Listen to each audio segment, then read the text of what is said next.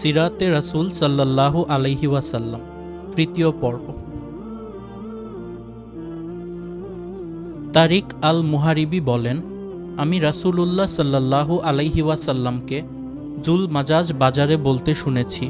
তিনি বলেছেন, হে লোক সকল, তোমরা বলো আল্লাহ ব্যতীত সত্য কোনো মাবুদ নেই, তাহলেই তোমরা সফলতা লাভ করবে।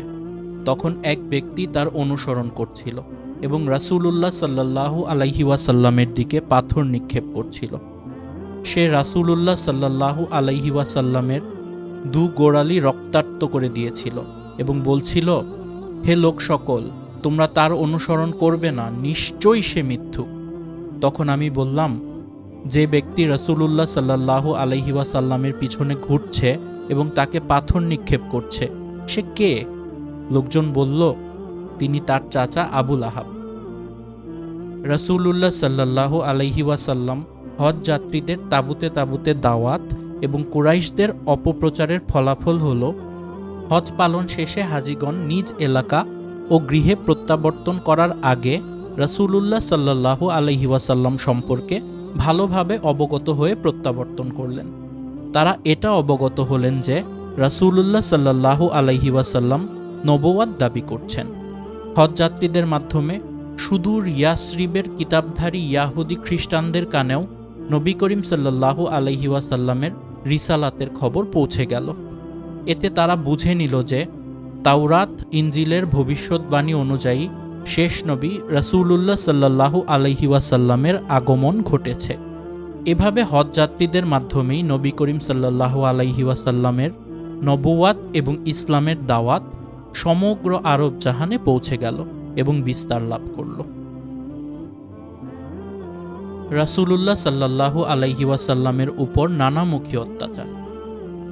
কুরাইশগণ যখন দেখলেন যে মুহাম্মদ রাসূলুল্লাহ সাল্লাল্লাহু আলাইহি ওয়াসাল্লামকে দ্বীনের দাওয়াত ও প্রচার থেকে নিবৃত্ত করার কোনো কৌশল কার্যকর হচ্ছে না, তখন তারা রাসূলুল্লাহ সাল্লাল্লাহু আলাইহি ওয়াসাল্লামের উপর নানামুখী অত্যাচার করে তার তাবলিগি কার্যক্রমকে সম্পূর্ণ নিশ্চিহ্ন করার জন্য তারা যে সকল পন্থা অবলম্বন করেছিল তা হচ্ছে তাকে পাগল বলা, জাদুকর মিথ্যুক বলা ইত্যাদি বলে ঠাট্টা বিদ্রূপ করা, প্রতিবেশীদের অত্যাচার, কাবাগৃহে সালাতরত অবস্থায় কষ্টদান, সম্মুখে ও পশ্চাতে নিন্দা করা ও অভিশাপ দেয়া, মুখে থুথু নিক্ষেপ করা, মুখে পচা হাড়ের গুঁড়া ছুঁড়ে মারা, অশ্রাব্য ভাষায় গালিগালাজ করা, শারীরিক নির্যাতন সহ হত্যার পরিকল্পনাও করেছিল তারা।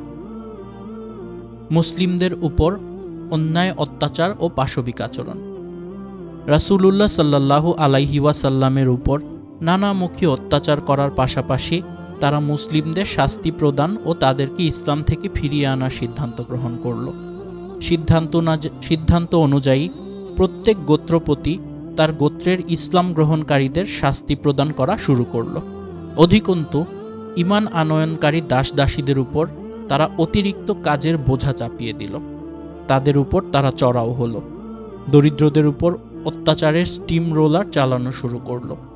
গালিগালাজ, অপমান অপদস্থ, ধন সম্পদের ক্ষয়ক্ষতি, নির্দয়ভাবে মারধর, তাদের শরীর থেকে চামড়া ছিলে ফেলা, হত্যাসহ পাশবিক আচরণ করত।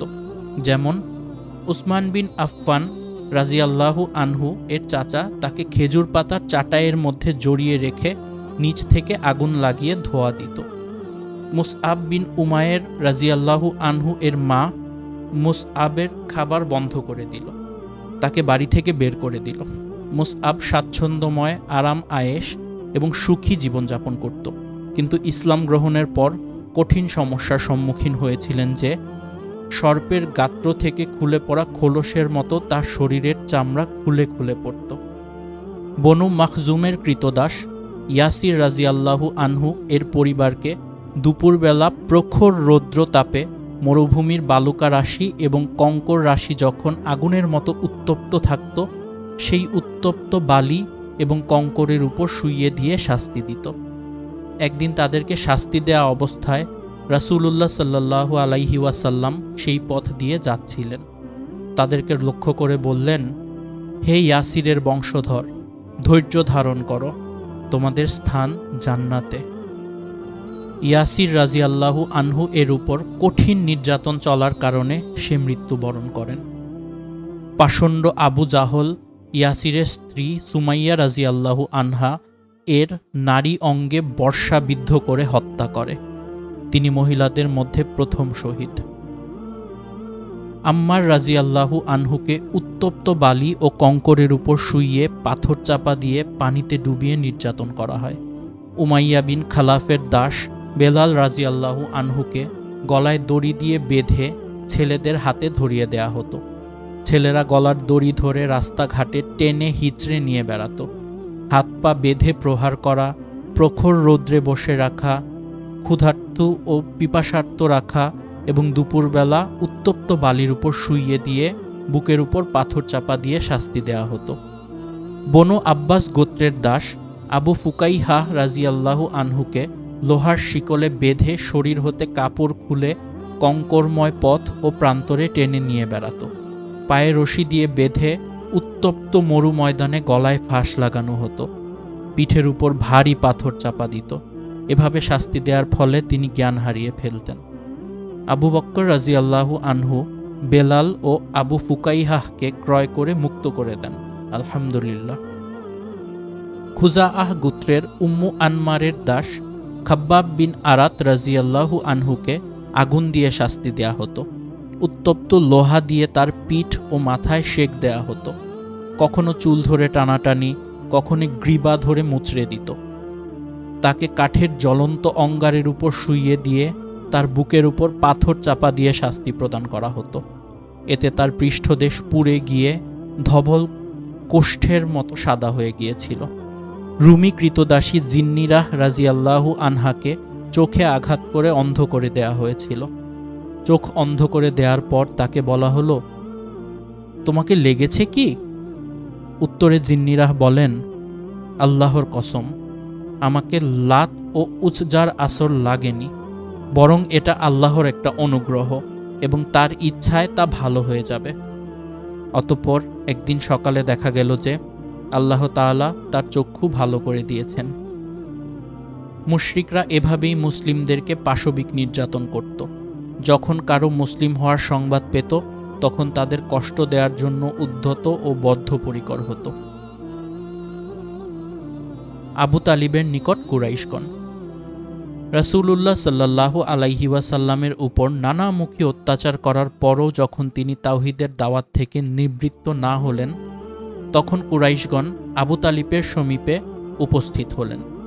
ইবনু ইসহাক রাহিমাহুল্লাহ বলেন যে, কুরাইশ গোত্রের কয়েকজন নেতৃস্থানীয় ব্যক্তিত্ব একত্র হয়ে আবু তালিবের নিকট উপস্থিত হয়ে বললেন, হে আবু তালিব, আপনার ভ্রাতুষ্পুত্র আমাদের দেবদেবীগণকে গালিগালাজ করছে, আমাদের ধর্মের নিন্দা করছেন, আমাদেরকে জ্ঞান বুদ্ধি ও বিচার বিবেকহীন মূর্খ বলছেন এবং আমাদের পূর্বপুরুষগণকে ধর্মভ্রষ্ট বলছেন।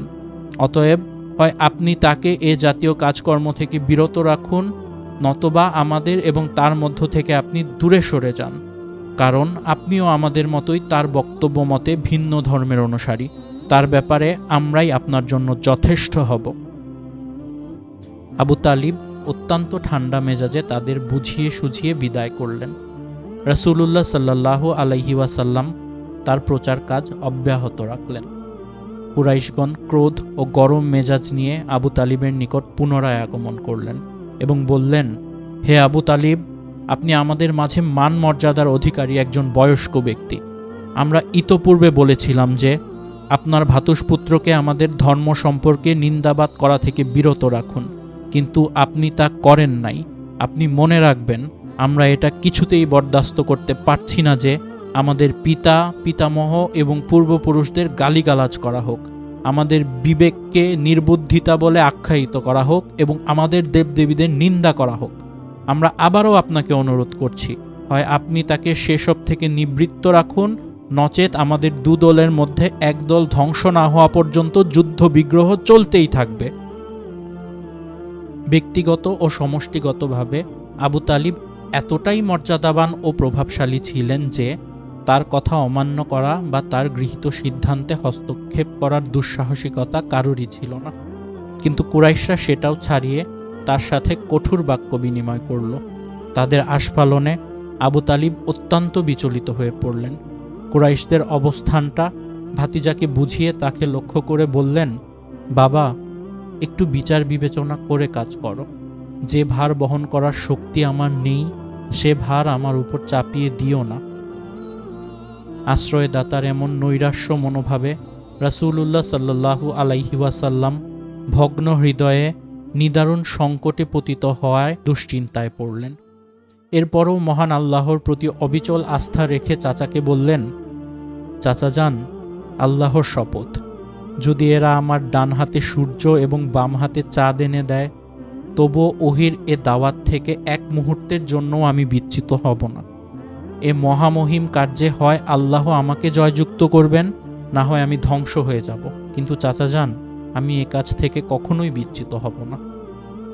রাসূলুল্লাহ সাল্লাল্লাহু আলাইহি ওয়াসাল্লাম অশ্রুভরা নয়নে উপরিউক্ত বাক্যগুলো বলে যখন চাচার নিকট থেকে চলে যাচ্ছিলেন, তখন ভাতুষপুত্রের এ অসহায়ত্ব ও মানসিক অশান্তিতে চাচার প্রাণ কেঁদে উঠল এবং ভাতিজাকে পিছন থেকে ডেকে বললেন, যাও ভাতিজা, তুমি যা খুশি প্রচার করো। আল্লাহর কসম, কোনো কিছুর বিনিময়ে আমি তোমাকে ওদের হাতে তুলে দেব না। তারপর তিনি নিম্নোক্ত কবিতা আবৃত্তি করেন। আল্লাহ চান তো তারা স্বীয় দলবল নিয়ে কখনোই তোমার নিকট পৌঁছতে পারবে না, যতক্ষণ না আমি সমাহিত হয়ে যাব। তুমি তোমার দ্বীনি প্রচার প্রচারণা কর্মকাণ্ড যথাসাধ্য চালিয়ে যাও, তাতে কোনো প্রকার বাধা বিপত্তি আসবে না। তুমি খুশি থাকো এবং তোমার চক্ষু পরিতৃপ্ত হোক। দাওয়াতি কাজ বন্ধ করার জন্য লোভনীয় প্রস্তাবসমূহ। রাসূলুল্লাহ সাল্লাল্লাহু আলাইহি ওয়াসাল্লামের উপর নানামুখী অত্যাচার করার পরও যখন তিনি তাওহীদের দাওয়াত বন্ধ করলেন না, তখন কুরাইশগণ কিছু লোভনীয় প্রস্তাব নিয়ে তার নিকট আসলেন। আর কুরাইশদের প্রতিনিধি ছিলেন উতবা বিন রাবিয়া। রাসূলুল্লাহ সাল্লাল্লাহু আলাইহি ওয়াসাল্লাম কাবা চত্বরে একাকী বসেছিলেন। তখন উতবা তার নিকট গিয়ে বললেন, হে ভাতিজা, তোমার এই নতুন দিন প্রচারের উদ্দেশ্যে যদি সম্পদ উপার্জন হয়, তাহলে তুমি বললে আমরা তোমাকে সেরা ধনী বানিয়ে দিব। আর যদি তোমার উদ্দেশ্য নেতৃত্ব লাভ হয়, তাহলে আমরা তোমাকে আমাদের নেতা বানিয়ে দেব।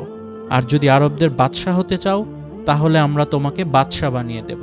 আর যদি মনে করো তোমার মাথার জন্য জিনের চিকিৎসা প্রয়োজন, তাহলে আমরাই তা আরোগ্যের জন্য সেরা চিকিৎসককে এনে তোমার চিকিৎসার ব্যবস্থা করব এবং সব খরচ আমরাই বহন করব। অন্য বর্ণনায় এসেছে, তুমি নারীদের মধ্যে যাকে চাও তার সাথে তোমাকে বিয়ের ব্যবস্থা করে দেব। আমাদের একটাই মাত্র দাবি, তুমি তোমার ওই নতুন দিনের দাওয়াত পরিত্যাগ করো। একদা রাসূলুল্লাহ সাল্লাল্লাহু আলাইহি ওয়াসাল্লাম কাবা গৃহে তাওয়াফ করছিলেন। তখন ওলিদ বিন মুগিরা, আস বিন ওয়াইল, আসওয়াদ বিন আব্দুল মুত্তালিব, উমাইয়া বিন খালাফ প্রমুখ মক্কার বিখ্যাত নেতৃবর্গ এসে সরাসরি রাসূলুল্লাহ সাল্লাল্লাহু আলাইহি ওয়াসাল্লামকে প্রস্তাব দেন, হে মুহাম্মদ, এসো আমরা ইবাদত করি, যার তুমি ইবাদত করো, এবং তুমি ইবাদত করো যার আমরা ইবাদত করি। তাতে আমরা ও তুমি আমাদের উপাসনার কাজে পরস্পরকে অংশীদার হব।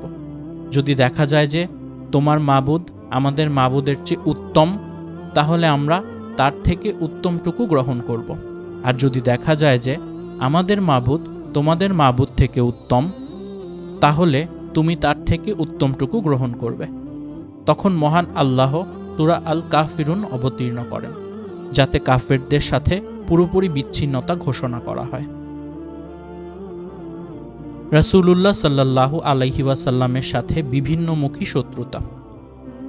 রাসূলুল্লাহ সাল্লাল্লাহু আলাইহি ওয়াসাল্লাম যখন কাফিরদের সাথে পুরাপুরি বিচ্ছিন্নতা ঘোষণা করলেন এবং দাওয়াতের ময়দানে পুরাপুরি ঝাঁপিয়ে পড়লেন, তার উপর ও সাথে বিভিন্নমুখী শত্রুতা শুরু করে দিল। তার পরিবার থেকে শত্রুতার সূত্রপাত হয়। আপন চাচা আবু লাহাব ছিলেন বনু হাশিমের অন্যতম নেতা, আর প্রথম থেকেই চাচার দৃষ্টিভঙ্গি ছিল অত্যন্ত কঠিন ও কঠোর। সে এবং তার স্ত্রী পরিবারের অন্যতম শত্রু এবং ইসলামের গোড়ার শত্রু। পরিবারের বাহিরে অন্যান্য কোরাইশগণ যখন নির্যাতনের চিন্তাও করেনি, তখন চাচা চাচি তাকে নির্যাতন শুরু করে। তারা দুজনই ছিলেন অত্যন্ত মারমুখী। তারা দুজন যে পৈশাচিকতা ও নিষ্ঠুরতা অবলম্বন করেছিলেন তার বহু প্রমাণ রয়েছে। যেমন বনু হাশিমের বৈঠকে এবং সাফা পর্বতের উপর নবী করিম সাল্লাল্লাহু আলাইহি ওয়াসাল্লামকে আঘাত করার জন্য পাথর হাতে উঠানো এবং স্ত্রী কর্তৃক রাসূলুল্লাহ সাল্লাল্লাহু আলাইহি ওয়াসাল্লামের মসজিদুল হারামে ফজরের সালাতের রাস্তায় কাটা প্রদান, আবু লাহাবের 2 ছেলের সাথে রাসূলুল্লাহ সাল্লাল্লাহু আলাইহি ওয়াসাল্লামের 2 মেয়ের মধ্যকার বিবাহ অত্যন্ত নিষ্ঠুরতা ও নির্যাতনের মাধ্যমে সম্পর্ক ছেদ ইত্যাদি। নবী করিম সাল্লাল্লাহু আলাইহি ওয়াসাল্লামের পুত্র আব্দুল্লাহ যখন মারা যান তখন আবু লাহাব উল্লাসে ফেটে পড়েন এবং বলেন, মুহাম্মদ রাসূলুল্লাহ সাল্লাল্লাহু আলাইহি ওয়াসাল্লাম লেজ কাটা অর্থাৎ পুত্রহীন হয়েছে। সূরা আল কাউসার আয়াত 3। তিনি হজের মৌসুমে বাজার গণজমায়েত রাসূলুল্লাহ সাল্লাল্লাহু আলাইহি ওয়াসাল্লামের পিছনে লেগে থাকতেন, তার বিরুদ্ধে মিথ্যা কথা বলতেন এবং অপপ্রচার চালাতেন। কোনো সময় নবী করিম সাল্লাল্লাহু আলাইহি ওয়াসাল্লামকে লক্ষ্য করে পাথর নিক্ষেপ করতেন, যার ফলে তার পায়ের গোড়ালি পর্যন্ত রক্তাক্ত হয়ে যেত। আবু লাহাবের স্ত্রী উম্মে জামিল ছিলেন বিদ্বেষ পরায়ণা এবং প্রতিহিংসা পরায়ণা মহিলা। অন্যের উপর নির্যাতন, অত্যাচার এবং নিষ্ঠুরতায় ছিলেন স্বামীর অংশীদারিণী। তিনি রাসূলুল্লাহ সাল্লাল্লাহু আলাইহি ওয়াসাল্লামের চলার পথে ও দরজায় কাটা ছড়িয়ে বা পুঁতে রাখতেন। সর্বদা রাসূলুল্লাহ সাল্লাল্লাহু আলাইহি ওয়াসাল্লামকে অকথ্য ভাষায় গালিগালাজ ও কটূক্তি করতেন। রাসূলুল্লাহ সাল্লাল্লাহু আলাইহি ওয়াসাল্লাম ও মুসলিমদের বিরুদ্ধে নানাবিধ ফিতনা ফ্যাসাদের ইন্ধন যোগান, বহন ও উস্কানির মাধ্যমে ভয়াবহ যুদ্ধের বিভীষিকা সৃষ্টিকারিণী এ জঘন্য মহিলাকে আল কোরআনে খড়ির বোঝা বহনকারী বলে আখ্যায়িত করা হয়েছে। সূরা লাহাব আয়াত 4। মহান আল্লাহ যখন তাদের স্বামী স্ত্রীর ব্যাপারে সূরা লাহাব অবতীর্ণ করলেন, তখন তিনি রাসূলুল্লাহ সাল্লাল্লাহু আলাইহি ওয়াসাল্লামকে নির্যাতন করার জন্য তার খোঁজে বের হন। রাসূলুল্লাহ সাল্লাল্লাহু আলাইহি ওয়াসাল্লাম মসজিদুল হারামে কাবা গৃহের পাশে অবস্থান করছিলেন। আবু লাহাবের স্ত্রী এক মুষ্টি পাথর নিয়ে বাইতুল হারামে রাসূলুল্লাহ সাল্লাল্লাহু আলাইহি ওয়াসাল্লামকে আঘাত করার জন্য তার সামনে দণ্ডায়মান হলেন। তখন মহান আল্লাহ ওই জঘন্য মহিলার দৃষ্টিশক্তির উপর প্রচ্ছন্ন পর্দা করে দেন, ফলে সে রাসূলুল্লাহ সাল্লাল্লাহু আলাইহি ওয়াসাল্লামকে দেখতে পারেনি। অথচ রাসূলুল্লাহ সাল্লাল্লাহু আলাইহি ওয়াসাল্লামের সাথী আবু বকর রাদিয়াল্লাহু আনহুকে দেখতে পাচ্ছিলেন। আবু বকর রাদিয়াল্লাহু আনহুকে সে প্রশ্ন করল, তোমার সাথী কোথায়? আমি জানতে পারলাম যে সে নাকি আমাদের সাথে কুৎসা রটনা করে বেড়াচ্ছে। আল্লাহর কসম, আমি যদি এখন তাকে পেতাম তার মুখের উপর এ পাথর ছুঁড়ে মারতাম। তারপর সে কবিতা আবৃত্তি করে শোনালো। আমরা মন্দের অবজ্ঞা করেছি, তার নির্দেশ অমান্য করেছি এবং তার দিনকে ঘৃণা এবং নিচু মনে করে ছেড়ে দিয়েছি। এরপর সে সেখান থেকে চলে যায়। আবু বকর রাদিয়াল্লাহু আনহু বললেন, হে আল্লাহর রাসূল সাল্লাল্লাহু আলাইহি ওয়াসাল্লাম, তিনি কি আপনাকে দেখেন নাই?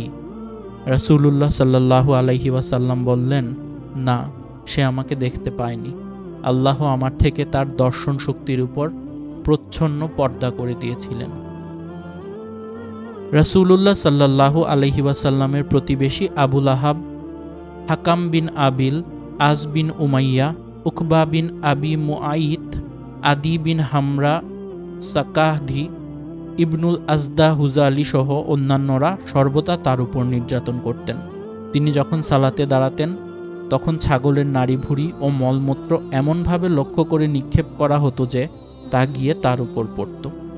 চুলার উপর হাঁড়ি পাতিল চাপিয়ে রান্নাবান্না করার সময় এমনভাবে আবর্জনাদি নিক্ষেপ করা হতো যে তা গিয়ে হাঁড়ি পাতিলের উপর পড়ত। যখন তার উপর এ সকল আবর্জনা নিক্ষেপ করা হতো তখন তিনি সেগুলো নিয়ে বেরিয়ে দরজায় খাড়া হতেন এবং তাদের ডাক দিয়ে বলতেন, ওহে আব্দে মানাফ, প্রতিবেশীদের সাথে প্রতিবেশীর এক কেমন আচরণ। তারপর আবর্জনা স্তূপে নিক্ষেপ করে আসতেন।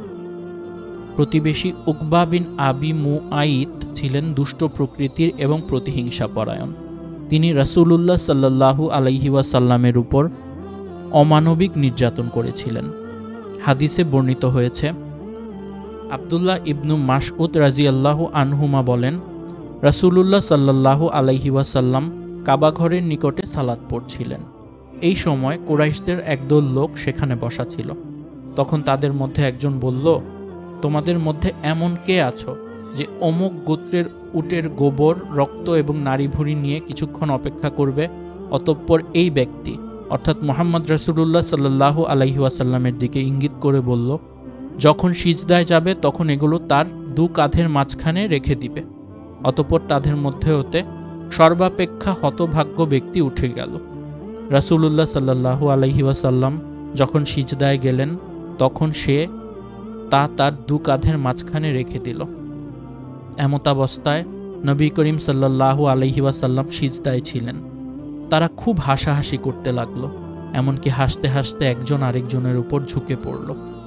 একজন গমনকারী দ্রুত ফাতিমা রাদিয়াল্লাহু আনহা এর নিকট এ খবর নিয়ে প্রস্থান করলেন। ফাতিমা রাদিয়াল্লাহু আনহা দ্রুত আগমন করলেন, অথচ নবী করিম সাল্লাল্লাহু আলাইহি ওয়াসাল্লাম তখনও সিজদায় ছিলেন। ফাতিমা রাদিয়াল্লাহু আনহা গোবর, রক্ত এবং নাড়িভুড়িগুলো নবী করিম সাল্লাল্লাহু আলাইহি ওয়াসাল্লামের উপর হতে সরিয়ে ফেললেন এবং ওই সমস্ত হতভাগ্য কাফেরদের লক্ষ্য করে গালমন্দ করলেন। রাসূলুল্লাহ সাল্লাল্লাহু আলাইহি ওয়াসাল্লাম যখন সালাত শেষ করলেন তখন তিনি 3 বার বললেন, হে আল্লাহ, আপনি কুরাইশদেরকে ধ্বংস করুন। হে আল্লাহ, আপনি কুরাইশদেরকে ধ্বংস করুন। হে আল্লাহ, আপনি কুরাইশদেরকে ধ্বংস করুন। রাসূলুল্লাহ সাল্লাল্লাহু আলাইহি ওয়াসাল্লাম যখন কোনো বিষয়ে দোয়া করতেন তখন 3 বার দোয়া করতেন, আর যখন আল্লাহর নিকট চাইতেন তখন 3 বার চাইতেন। অতঃপর তিনি বললেন, হে আল্লাহ, আপনি আমর ইবনু হিশাম, শাইবা ইবনু রাবিয়া, ওয়ালিদ ইবনু উতবা, উমাইয়া ইবনু খালফ, উকবা ইবনু আবু মুআইত, উমারাহ ইবনুল ওয়ালিদকে ধ্বংস করে দিন। রাবি আব্দুল্লাহ রাদিয়াল্লাহু আনহুমা বলেন, আল্লাহর কসম, রাসূলুল্লাহ সাল্লাল্লাহু আলাইহি ওয়াসাল্লাম যাদের ব্যাপারে অভিশাপ করেছিলেন আমি বদরের যুদ্ধে তাদের লাশ মাটিতে পড়ে থাকতে দেখেছি। অতঃপর তাদেরকে টেনে বদরের একটি পুরাতন কূপের মধ্যে নিক্ষেপ করা হয়েছে। অতঃপর রাসূলুল্লাহ সাল্লাল্লাহু আলাইহি ওয়াসাল্লাম বলেছেন, এই কূপে যাদেরকে নিক্ষেপ করা হলো তাদের উপর অভিশাপ। উমাইয়া বিন খালাফ সর্বদা রাসূলুল্লাহ সাল্লাল্লাহু আলাইহি ওয়াসাল্লামকে ভৎসনা ও অভিশাপ করত। সূরা আল হুমাজা আয়াত 1। উবাই ইবনু খালফ রাসূলুল্লাহ সাল্লাল্লাহু আলাইহি ওয়াসাল্লামের মুখে থুথু এবং মরা পচা হাড় নিক্ষেপ করেছিল। আখনাস বিন শারিক রাসূলুল্লাহ সাল্লাল্লাহু আলাইহি ওয়াসাল্লামকে অত্যাধিক নির্যাতন করতেন। আল কুরআনে তার 9টি বৈশিষ্ট্যের কথা বর্ণিত হয়েছে। সূরা আল কলাম আয়াত 10 থেকে 13। আবু জাহল অশ্লীল কথাবার্তার মাধ্যমে কষ্ট দিত এবং মানসিক ও শারীরিকভাবে নির্যাতন করত। সূরা আল কিয়ামাহ আয়াত 31, 34 থেকে 35। সূরা আল আলাক আয়াত 17। সে সর্বদা সালাতে বাধা দিত এবং ধমক দিত, এমনকি রাসূলুল্লাহ সাল্লাল্লাহু আলাইহি ওয়াসাল্লামের ঘাড় মারিয়ে দেওয়ার হুমকি ও ধমকিও দিয়েছিল। হাদিসে বর্ণিত হয়েছে, আবু হুমায়রা রাদিয়াল্লাহু আনহু বলেন, আবু জাহল মক্কার কাফেরদেরকে বলল, তোমাদের সম্মুখে মোহাম্মদ রাসূলুল্লাহ সাল্লাল্লাহু আলাইহি ওয়াসাল্লাম কি তার চেহারা মাটিতে লাগায়? বলা হলো, হ্যাঁ। আবু জাহল বলল, লাত ও উজ্জার কসম, আমি যদি তাকে এরূপ করতে দেখি তাহলে আমি তার ঘাড় মারিয়ে দিব। অতঃপর সে রাসূলুল্লাহ সাল্লাল্লাহু আলাইহি ওয়াসাল্লামের নিকট আসলো। তখন তিনি সালাত পড়ছিলেন। আবু জাহল রাসূলুল্লাহ সাল্লাল্লাহু আলাইহি ওয়াসাল্লামের দিকে আসেন তার ঘাড় মারিয়ে দেওয়ার জন্য। যখনই সে সম্মুখের দিকে অগ্রসর হচ্ছিল তৎক্ষণাৎ অতর্কিত আক্রমণের কারণে সে পিছিয়ে আসে এবং উভয় হাত দ্বারা নিজেকে আত্মরক্ষা করে। তাকে জিজ্ঞেস করা হলো, তোমার কি হয়েছে? সে বলল, আমার ও মুহাম্মদ রাসূলুল্লাহ সাল্লাল্লাহু আলাইহি ওয়াসাল্লামের মাঝখানে আগুনের পরীক্ষা, ভয়ঙ্কর দৃশ্য এবং ডানা বিশিষ্ট দল।